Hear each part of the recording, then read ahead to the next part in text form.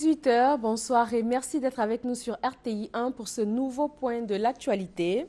Conseil hebdomadaire des ministres au palais présidentiel d'Abidjan ce mercredi. Plusieurs points à l'ordre du jour, notamment le développement économique, tout en tenant compte des populations. Il ressort de ce Conseil des ministres, entre autres, la création de chambres de métiers des mines et des hydrocarbures. Je vous propose tout de suite un extrait du communiqué final.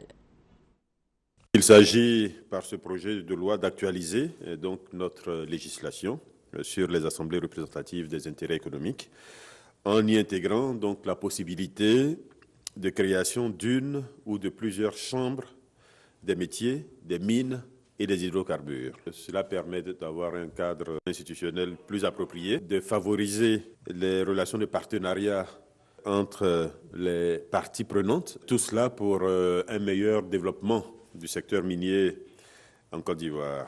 Le présent projet de décret autorise la signature d'une convention de concession entre l'État de Côte d'Ivoire, qui est représenté par la Société des Palaces de Côte d'Ivoire, donc la SPDC, et donc la société concessionnaire qui va s'appeler la Société des Lagunes. Cette convention concerne donc le financement de la rénovation, l'extension, l'exploitation de l'hôtel du Golfe. Cela s'inscrit dans la stratégie du gouvernement en matière de développement touristique, stratégie qui consiste à s'appuyer sur le secteur privé.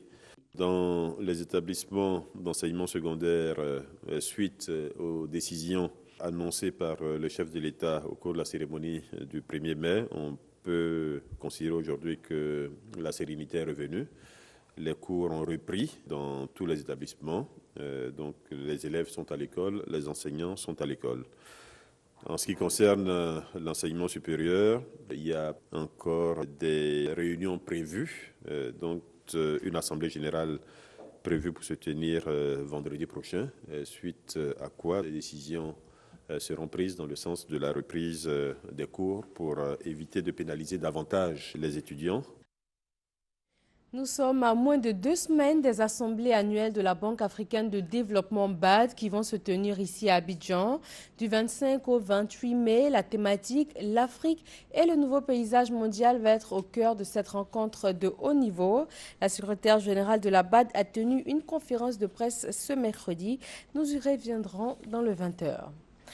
8000 enfants d'Anyama, de Bongouanou et de Dimbokro ont été gratuitement consultés et soignés.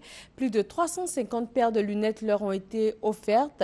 C'est le bilan de la 4e édition de la caravane ophtalmologique de la Fondation Children of Africa.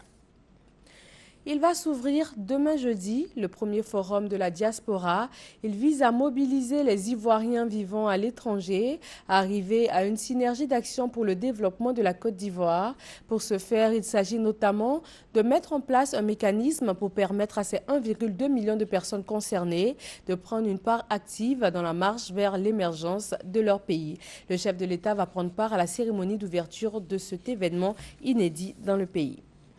L'Organisation mondiale de la santé, OMS, va déclarer la fin du virus Ebola au Libéria le 9 mai prochain, mais à une seule condition, qu'aucun nouveau cas ne soit enregistré d'ici là. Ebola a fait en tout plus de 10 980 morts pour 26 536 cas déclarés, des données largement sous-déclarées selon l'OMS. 230 migrants ont été recueillis en mer hier mardi par les gardes-côtes italiens. Ils ont ensuite été débarqués dans le sud-ouest du pays, dans la région de Calabre. Le palmier à huile, une filière peu évoquée quand on parle d'agriculture, mais elle occupe tout de même la 4e place dans l'économie ivoirienne. La filière palmier à huile connaît des difficultés comme le prix élevé des intrants et le changement climatique. Un plan de plus de 320 milliards de francs CFA va être mis en place par l'État pour sauver cette filière.